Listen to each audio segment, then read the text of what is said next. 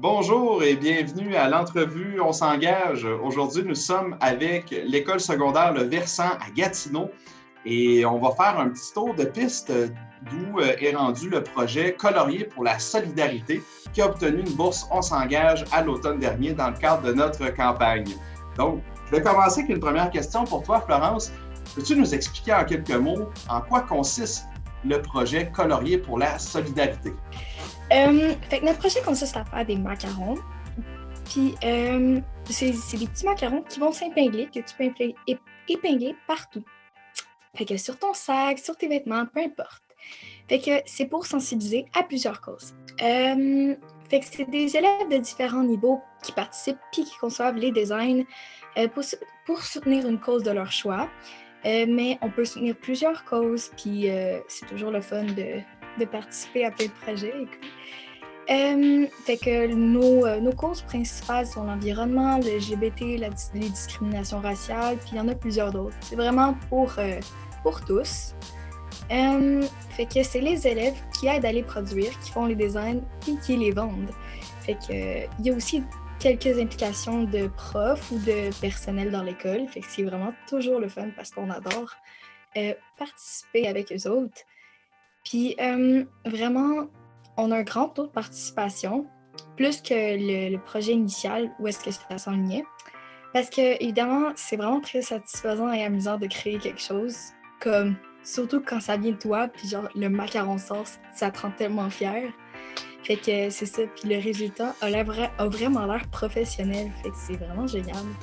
Anthony, est-ce que tu peux nous dire, pour le moment, quelle utilisation vous en avez fait de ces sous-là ou qu'est-ce que vous comptez faire financièrement parlant dans votre projet pour la suite des choses? Oui, ok, ben avec la bourse, on en a profité pour acheter une machine et des composants pour fabriquer nos macarons. Fait qu'on a pris 3 tailles différentes, soit 1 pouce, 1 pouce et demi et 2 pouces et un quart. Fait que c'est vraiment ce qui a concrétisé le projet. On a pu commencer à produire à partir de ce moment-là. Et on compte aussi participer au concours de reconnaissance. Et si on gagne une autre bourse, on souhaiterait acquérir une deuxième machine pour offrir une plus grande chance aux élèves de participer, d'avoir le plaisir de faire des macarons, puis pour pouvoir en faire de plus en plus. Sachant que votre projet a eu quelques modifications, que ça a progressé beaucoup durant l'année, pourriez-vous nous dire quelles sont les étapes qui ont été réalisées? C'est quoi qu'il vous reste à faire d'ici la fin de l'année scolaire? Bien, tout d'abord, il a fallu apprendre à utiliser le logiciel de Button Guy pour pouvoir prendre nos dessins et les transformer en macarons et apprendre à utiliser la machine pour créer des macarons, à utiliser ces différentes composantes pour pouvoir les créer. On a aussi eu différents ateliers, comme les ateliers d'art donnés par Florence le samedi, et un atelier Politique 101 et les memes avec l'Institut du Nouveau Monde. On a aussi fait une vente de macarons pour soutenir les victimes de violences conjugales vers la fin mars. Et on espère pouvoir retourner à l'école pour pouvoir vendre justement des macarons à la friperie et vendre des macarons pour une journée sans gamme le 17 mai, la journée contre l'homophobie et la transphobie. Et on espère aussi pouvoir vendre des macarons pour d'autres causes. Donc, c'est une journée à votre agenda, puis on espère que ça puisse se réaliser. Maintenant, justement, vous parliez que le projet a changé un petit peu en cours de route, donc il y a eu des obstacles qui ont été vécus. Est-ce que, Fabien, Maëva, vous pourriez m'en parler davantage, puis comment vous avez surmonté ces obstacles-là?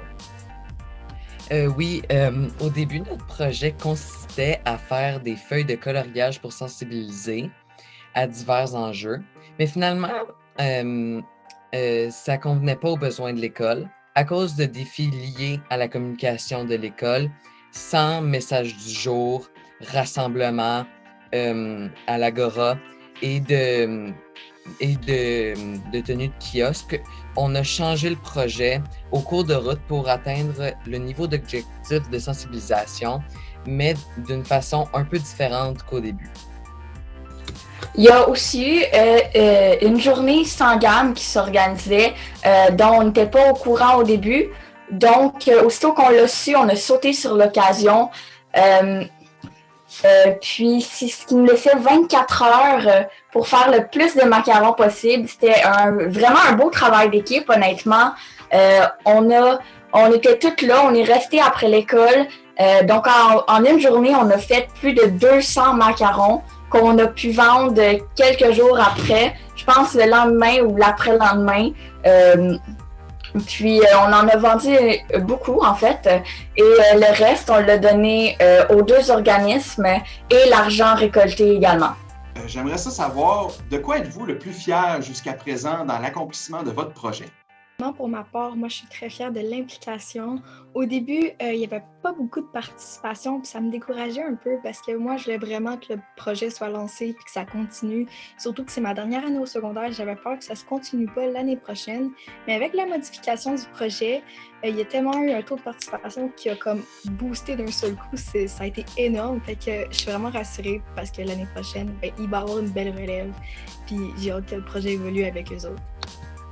Moi, je suis fier de l'inclusivité du projet. Vraiment, c'est une occasion de toucher à tout. Il y a vraiment comme plein de gens qui peuvent s'impliquer, autant les élèves que les membres du personnel, qu'on soit artiste ou non. Fait qu'il y en a vraiment pour tous les goûts, puis tout le monde a sa place. Donc, je trouve que c'est vraiment bien. À part, je suis juste content que le projet marche vraiment bien. C'est vraiment encourageant qu'il y a du monde qui veulent s'intéresser à ce projet-là.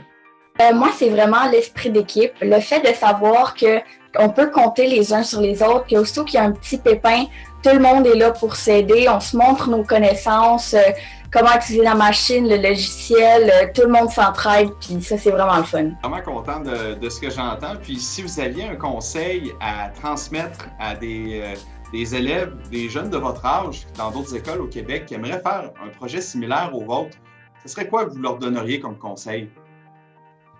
Ça serait simplement d'oser le faire, d'aller en parler avec comme son entourage, approcher des personnes ressources, des organismes qui peuvent nous aider à concrétiser nos idées. Et honnêtement, c'est toujours possible de trouver des occasions pour s'impliquer, des façons de le faire. Fait que faites-le, ça va vous apporter seulement des belles choses. Je voulais juste dire un énorme merci à tout le monde et à tous ceux qui ont participé pour faire les macarons. Pour vrai, les designs sont magnifiques. Pour vrai, on a tellement d'implications. Mais juste un énorme merci à tous. Je suis vraiment fière des élèves qui s'impliquent comme ça à l'école, puis qui sont motivés, puis de voir l'entraide, puis la participation. Puis là, même ce soir, on a des nouveaux membres impliqués dans le projet. Donc, c'est vraiment des beaux moments là, pour moi dans l'année de voir ça, puis de vivre ça. Puis vous êtes vraiment incroyables. Fait qu'imaginez dans des circonstances ordinaires, là, comment que ça vraiment... je peux utiliser des bons mots, là, mais ça pèterait le feu. Puis, comme je pense Maëva l'a dit tantôt, là, j'espère qu'on puisse retourner à l'école puis continuer à vendre des macarons.